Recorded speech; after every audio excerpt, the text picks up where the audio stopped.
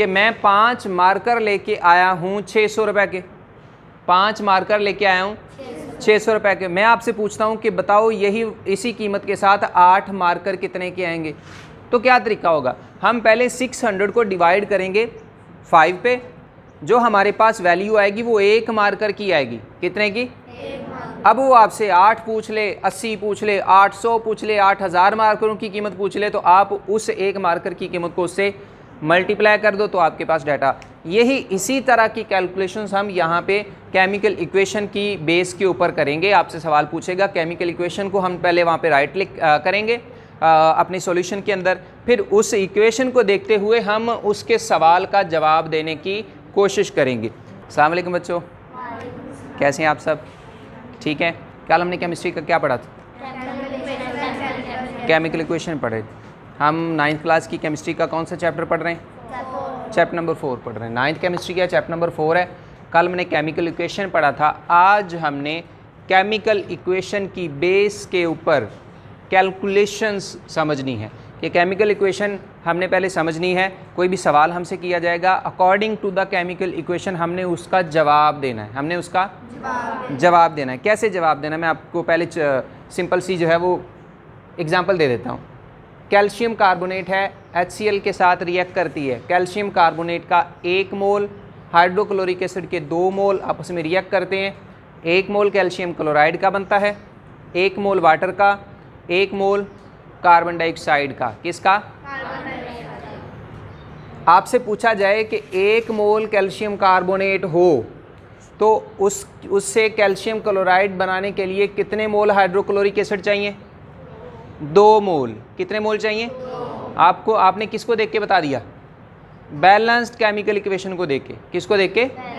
ठीक। इस इक्वेशन में कैल्शियम कार्बोनेट का 1 मोल है, तो हाइड्रोक्लोरिक एसिड के कितने मोल हैं? 2 मोल। तो 1 मोल आपके पास कैल्शियम क्लोराइड का बन जाएगा। ठीक है। अगला सवाल, ये नीचे मैंने इनके मैसेज भी लिखे हैं। ये कैल्शियम कार्बोनेट 100 ग्राम होता है और HCl का 1 जो है वो 36.5 ग्राम होता है। 2 मोल उसके 73 ग्राम हो गए। और कैल्शियम क्लोराइड का 1 मोल जो है वो 111 ग्राम होता है। पानी 1 मोल 18 ग्राम होता है। कार्बन डाइऑक्साइड 1 मोल 44 ग्राम होती है। आपसे पूछा जाए कि अगर 100 ग्राम कैल्शियम कार्बोनेट को 73 ग्राम हाइड्रोक्लोरिक एसिड से रिएक्ट करवाया जाए तो कितने ग्राम कैल्शियम कार्बोनेट बनेगा? कितना बनेगा? इसमें सोचने वाली कौन सी बात है? 100 ग्राम कैल्शियम कार्बोनेट 73 ग्राम हाइड्रोक्लोरिक एसिड रिएक्ट करवाए जाएं तो कैल्शियम कार्बोनेट कितने ग्राम मिलेगा? 111 ऊपर लिखा हुआ है, 111 इसी का पूछ लिया जाए कि इतने ग्राम ये हो, इतने ग्राम ये हो, उससे वाटर कितने ग्राम मिलेगा? 18 ग्राम। कितने ग्राम मिलेगा? इतने ग्राम ये हो, इतने ग्राम ये हो। कार्बन डाइऑक्साइड कितने ग्राम मिलेगी? 44 ग्राम। इसको दूसरी तरीके से भी पूछ सकते हैं। कैल्शियम कार्बोनेट के 111 ग्राम बनाने के लिए आपको कैल्शियम कार्बोनेट के कितने ग्राम चाहिए? कितने चाहिए? 100 ग्राम चाहिए। आपको कैल्शियम कार्बोनेट के 111 ग्राम प्रोड्यूस करवाने के लिए हाइड्रोक्लोरिक एसिड कितने ग्राम चाहिए? 73 ग्राम। ये है केमिकल इक्वेशन को देखते हुए आप सवालात का जवाब देना। सवालात का ये तो सीधी सीधी बातें जो हमें केमिकल इक्वेशन से मिल जाएंगी, सीधी सीधी बातें जो केमिकल इक्वेशन से मिल जाएंगी। लेकिन सवाल हमें न्यूमेरिकल में वो क्या करेगा? एग्जैक्ट ये आपकी बैलेंस केमिकल इक्वेशन वाली वैल्यूज़ नहीं देगा। एग्जैक्ट बैलेंस केमिकल इक्वेशन वाली वैल्यूज़ उसने नहीं, वैल्यू चेंज करके देगा। वैल्यू क्या करके देगा? चेंज करके देगा। जैसे यहाँ पे 100 ग्राम कैल्शियम कार्बोनेट 73 ग्राम हाइड्रोक्लोरिक एसिड से रिएक्ट करता है, तो वो पूछ सकता है कि मेरे पास अगर 50 ग्राम कैल्शियम कार्बोनेट हो, कितना? 50 ग्राम कैल्शियम कार्बोनेट हो तो वो कितने ग्राम हाइड्रोक्लोरिक एसिड से रिएक्ट करेगा? सवाल ऐसे करेगा। तो फिर आपने ज़हन में क्या रखना है? आपने पहले बैलेंस केमिकल इक्वेशन लिखनी है। बैलेंस केमिकल इक्वेशन के अंदर जो डाटा आपको मिल रहा है पहले वो बताना है कि अगर इसका 100 ग्राम हो तो इसके 73 ग्राम चाहिए, इसके 73 ग्राम चाहिए।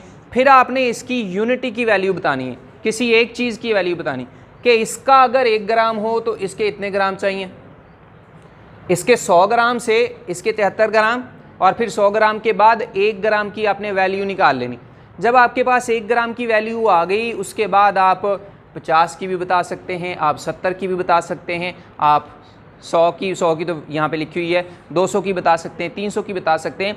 बिल्कुल इसी तरह कि मेरे पास 5 मार्कर्स हैं, 5 मार्कर्स हैं जो कि मैं लेके आया हूँ 500 के।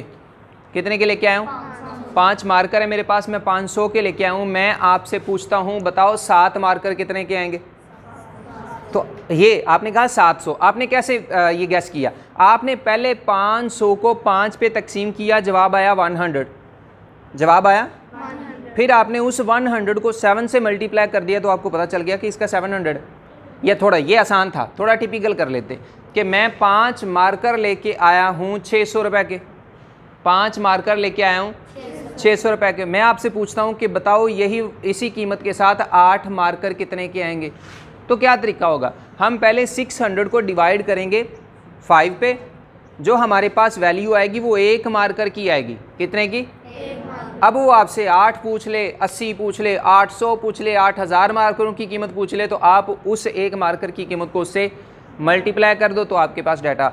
यही इसी तरह की कैलकुलेशंस हम यहाँ पे केमिकल इक्वेशन की बेस के ऊपर करेंगे। आपसे सवाल पूछेगा, केमिकल इक्वेशन को हम पहले वहाँ पे राइट क्लिक करेंगे अपने सॉल्यूशन के अंदर, फिर उस इक्वेशन को देखते हुए हम उसके सवाल का जवाब देने की कोशिश करेंगे। 4 सवाल एग्जाम्पल्स में दिए हुए हैं, बाकी एक्सरसाइज में है, एक्सरसाइज वाले बाद में करेंगे, पहले हम एग्जाम्पल के करेंगे। आपकी 9th क्लास की इंग्लिश मीडियम बुक है और उसका पेज नंबर 62 है। कहता है 25 ग्राम आपके पास लाइमस्टोन कैल्शियम कार्बोनेट को, यही वाली इक्वेशन इस्तेमाल होनी है, ये मैंने इधर दोबारा भी लिख दी है। कैल्शियम कार्बोनेट का दूसरा नाम लाइमस्टोन है और उर्दू में चूने का पत्थर लिखा होगा, लिखा है लाइमस्टोन ही लिखा हुआ है, ठीक है। कहता है 25 ग्राम लाइमस्टोन यानी कि कैल्शियम कार्बोनेट रिएक्ट करता है एक्सेस ऑफ हाइड्रोक्लोरिक एसिड। आपका कैल्शियम कार्बोनेट 25 ग्राम है, लेकिन ये आपके पास इजाफी पड़ा हुआ है, वादों पड़ा हुआ है। कितना पड़ा है? वादों पड़ा हुआ है। लेकिन कैल्शियम कार्बोनेट आपके पास कितना है? 25 ग्राम है। कितना है? सवाल आगे बढ़ाते हैं। कहता है according to the above equation how much calcium chloride will be produce. अगर आपके पास कैल्शियम कार्बोनेट यानी कि लाइमस्टोन के 25 ग्राम हों तो इस बैलेंस केमिकल इक्वेशन के मुताबिक कैल्शियम क्लोराइड के कितने ग्राम प्रोड्यूस होंगे? कैल्शियम क्लोराइड के, तो बात वही होगी। आपको पता क्या है कि 100 ग्राम अगर कैल्शियम कार्बोनेट हो तो कितने ग्राम कैल्शियम क्लोराइड मिलते हैं? 100। हमने इसी बेस पे इसका जवाब देना, ये पहले बात आपने ज़हन में लेके आनी है, फिर इसके मुताबिक हम जवाब देंगे। हम पहले बताएंगे कि 100 ग्राम कैल्शियम कार्बोनेट हो तो वो इतना प्रोड्यूस करेगा, फिर हम यूनिटी पे आएंगे कि 1 ग्राम कैल्शियम कार्बोनेट हो तो वो कितने ग्राम कैल्शियम क्लोराइड प्रोड्यूस करेगा। फिर हमारा जो सवाल है 25 ग्राम वाला, हम उस पर आ जाएंगे, 25 ग्राम वाला उस पर आ जाएंगे। वही वाली पीछे वाली एग्जाम्पल रिवाइज करो कि मैंने कहा मेरे पास 5 मार्कर हैं, 600 के लेके आया हूँ, बताओ 8 मार्कर कितने के आएंगे? तो पहले आप 1 मार्कर की कीमत निकालेंगे, है ना, तो फिर आप जो है वो 8, 80, 18 जितने भी मार्कर मैं कहूँ आप निकाल सकते हैं। तो यहाँ पे देखो हमने करना क्या है, हमारे पास दिया उसने है मैस ऑफ कैल्शियम कार्बोनेट जो कि कितना है? 25 ग्राम है। कितना है? निकालना क्या है? कैल्शियम क्लोराइड जो कि इस रिएक्शन की प्रोडक्ट है, वो 25 ग्राम कैल्शियम कार्बोनेट से कितनी प्रोड्यूस होगी ये हमने निकालना है। ये हमने पता क्या है? पता ये है कि 100 ग्राम ऑफ कैल्शियम कार्बोनेट कितनी कैल्शियम क्लोराइड प्रोड्यूस करेगा? 111 ग्राम। 111 ग्राम। आपने यूनिटी फार्मूला इस्तेमाल करना है। छोटी क्लासेस में मैथ में आप ये इस्तेमाल करते थे कि अगर एक चीज़ इतने की है, इतनी चीज़ें इतने की आई हैं, तो फिर आप एक चीज़ की कीमत निकाल लेते थे, उसके बाद जितनी आपसे सवाल किया जाता उतने की बता देते। तो यूनिटी फार्मूला इसे कहते हैं। 100 ग्राम कैल्शियम कार्बोनेट से कैल्शियम क्लोराइड प्रोड्यूस होते हैं 111 ग्राम। फिर आपने बताना है 1 ग्राम से कितने जो है वो कैल्शियम क्लोराइड प्रोड्यूस होंगे। अगर आपके पास कैल्शियम कार्बोनेट का 1 ग्राम हो तो फिर कितने प्रोड्यूस होंगे, तो आपने क्या करना है 111 तकसीम 100, वो 100 नीचे ला के डिवाइड कर देना, ये 100 इधर आके नीचे इस 111 के नीचे लिख के क्या कर देना है, डिवाइड कर देना है। तो इसको जब आप डिवाइड करोगे तो 1 ग्राम कैल्शियम कार्बोनेट के लिए जितने ग्राम कैल्शियम क्लोराइड बनते हैं वो आ जाएगा। अब आपने इसको तकसीम करके अभी जवाब नहीं निकालना, कैलकुलेशन हम लास्ट पे इकट्ठी कर लेंगे।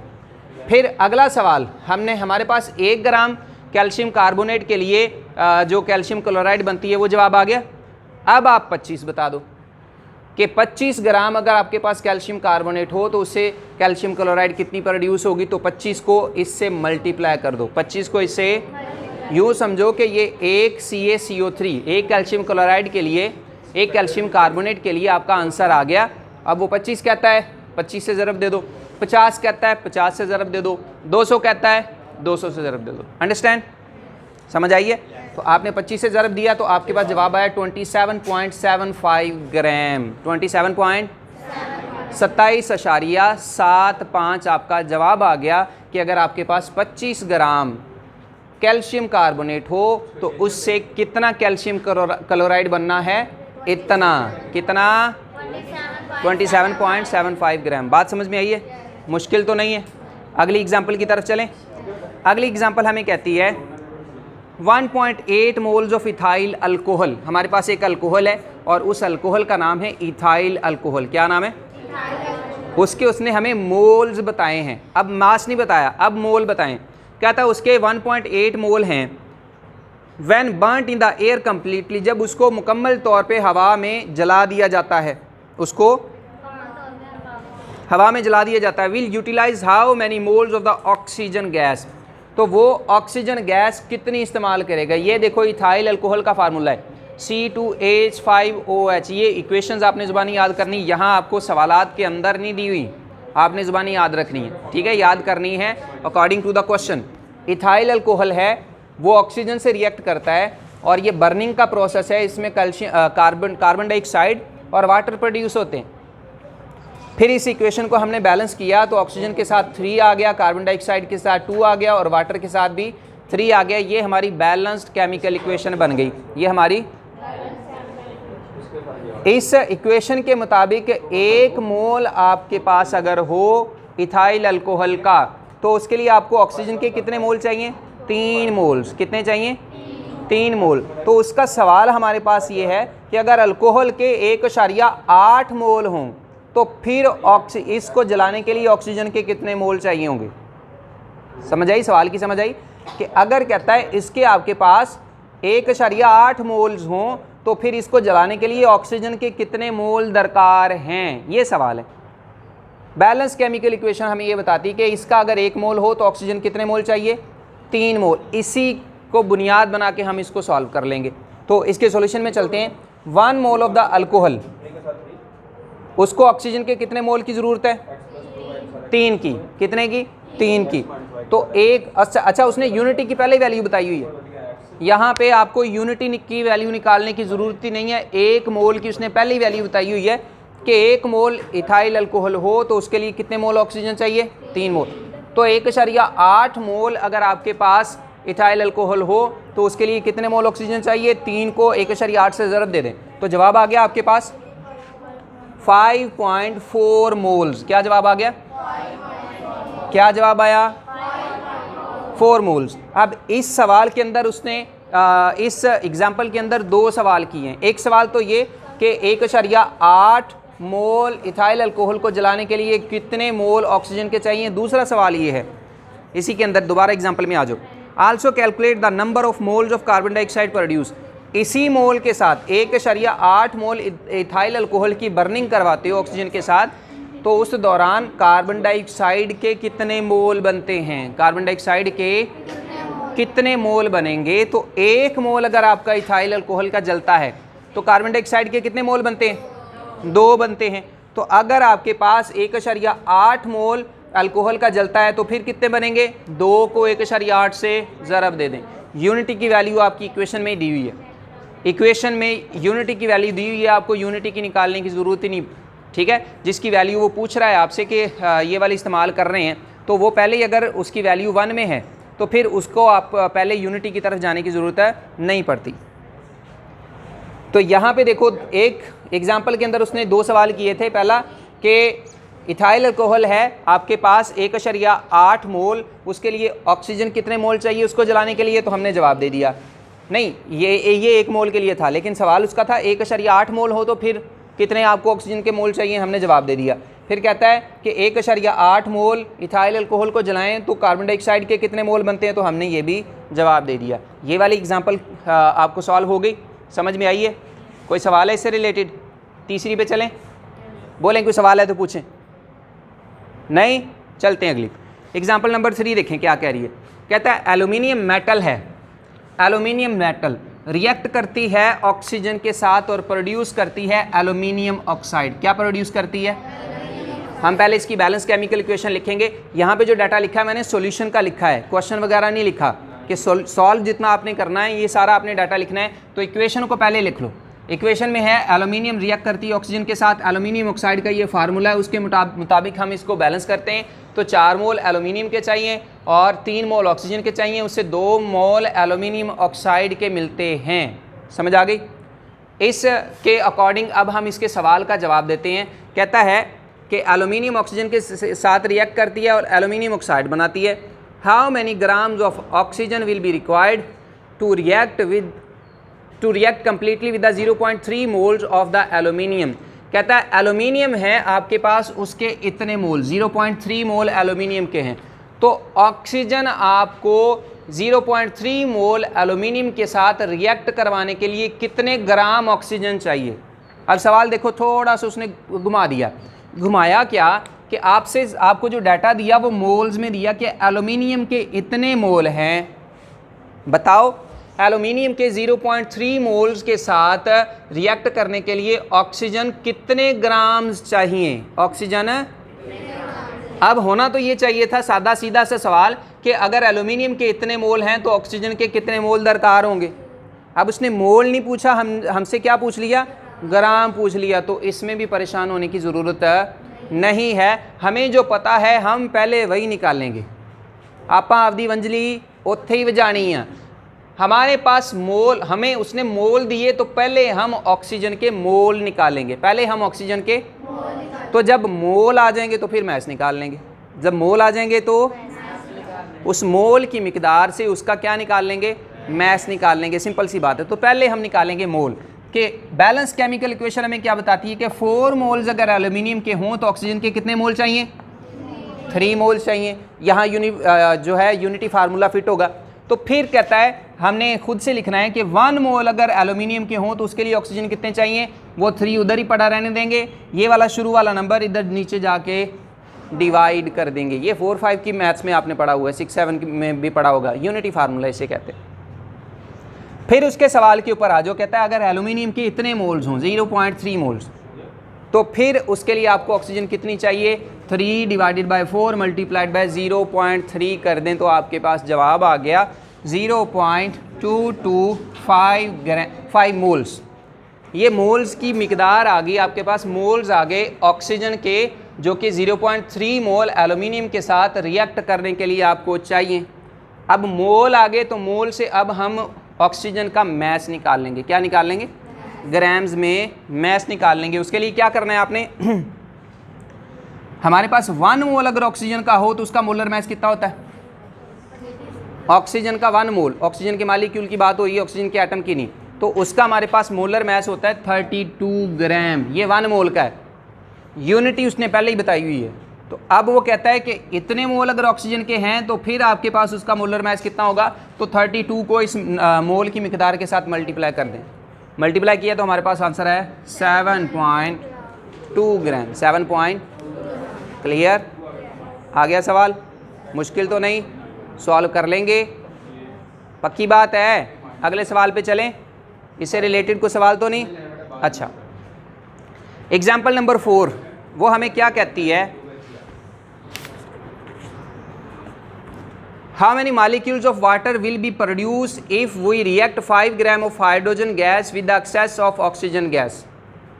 कहता है कि how many molecules of water will be produce, पानी के मॉलिक्यूल कितने प्रोड्यूस होंगे, कब, अगर हम 5 ग्राम हाइड्रोजन को एक्सेस ऑफ ऑक्सीजन के साथ, इजाफी ऑक्सीजन के साथ रिएक्ट करवाएं तो हमें कितने मॉलिक्यूल पानी के मिलेंगे। इक्वेशन देखो पानी के बनने की है, hydrogen react with the oxygen and produce 2 moles of the water, 2 moles of the water. ये बैलेंस केमिकल इक्वेशन है। यहाँ इस बैलेंस केमिकल इक्वेशन के मुताबिक आपके पास जो वाटर है, हाइड्रोजन है वो 4 ग्राम है। कितनी है? उसके लिए ऑक्सीजन आपके पास कितनी ग्राम चाहिए? 32 ग्राम चाहिए। कितनी चाहिए? इससे आपके पास वाटर के कितने ग्राम बन रहे हैं? ग्राम में बताओ बेटा। एक वाटर कितने ग्राम होता है? 1 मोल ऑफ वाटर कितने ग्राम होता है? तो यहाँ कितने मोल हैं? 2 मोल है। 18 को 2 से ज़रब दें, 36 ग्राम। कितना? कि अगर बैलेंस केमिकल इक्वेशन हमें बताती है कि अगर आपके पास 4 ग्राम हाइड्रोजन के हैं उस और वो 32 ग्राम ऑक्सीजन के साथ रिएक्ट करती हैं तो 36 ग्राम वाटर प्रोड्यूस होता है। 36 ग्राम। इसी को ज़हन में रखते हुए आपने सवाल का जवाब देना, और उसका सवाल है कि अगर हाइड्रोजन आपके पास 5 ग्राम हो, हाइड्रोजन आपके पास 5 ग्राम हो तो सवाल उसका जो है वो ये होना चाहिए था कि उससे पानी कितने ग्राम बनेगा, पानी। लेकिन वो हमें पानी ग्राम में नहीं पूछ रहा, पानी के मॉलिक्यूल्स पूछ रहा है कि कितने बनेंगे। क्या पूछ रहा है? फिर से बोलो, मॉलिक्यूल्स पूछ रहा है। तो इसमें भी परेशान होने की ज़रूरत नहीं है, परेशान होने की ज़रूरत नहीं है। उसने हमें मैथ्स में सवाल किया है तो पहले आप मैथ्स में जवाब दे दें। पहले आप, जब मैथ्स आ जाएगा तो उस मैथ्स से हम मॉलिक्यूल्स निकाल लेंगे। मैथ्स आ जाएगा तो उस मैथ्स से, समझ आ गई कि जिसमें उसने सवाल किया है तो उसी में पहले जवाब दे दें। फिर जब वो उसमें जवाब आ जाएगा तो फिर हम उसका जो उसने बदल के सवाल किया उसका जवाब दे देंगे। तो क्या करेंगे कि हमारे पास अगर इस बैलेंस केमिकल इक्वेशन के मुताबिक हाइड्रोजन के 4 ग्राम हो तो उससे वाटर के कितने ग्राम प्रोड्यूस होते हैं जी? 36 ग्राम। फिर यूनिटी फार्मूला लगेगा कि 1 ग्राम अगर हाइड्रोजन का हो तो फिर वाटर के कितने ग्राम प्रोड्यूस होंगे? 36 डिवाइडेड बाय 4। फिर हमने इसको सॉल्व करना है कि अगर हमारे पास 5 ग्राम हाइड्रोजन के हों तो फिर उससे वाटर कितने ग्राम प्रोड्यूस होगा? 36 डिवाइडेड बाय 4 मल्टीप्लाई कर देंगे 5 के साथ, तो आपके पास जवाब आ गया 45 ग्राम। क्या जवाब आया? तो हमारे पास अगर हाइड्रोजन के 5 ग्राम हों, एक्सेस ऑफ ऑक्सीजन के साथ रिएक्ट करें तो हमारे पास जो वाटर है वो 45 ग्राम बनता है। अब ये जितने ग्राम बना हमने इसके अंदर देख लेना है कि इसके मॉलिक्यूल्स कितने हैं। इसके अंदर में क्या देखना है? क्या देखना है? इसके मॉलिक्यूल्स कितने हैं हमने ये देखना है। ठीक है, तो ये कैसे देखेंगे? ये भी अगेन हम यूनिटी फार्मूला लगाएंगे। अच्छा भी देखो, वाटर का हमारा 1 मोल कितने ग्राम होता है? 18।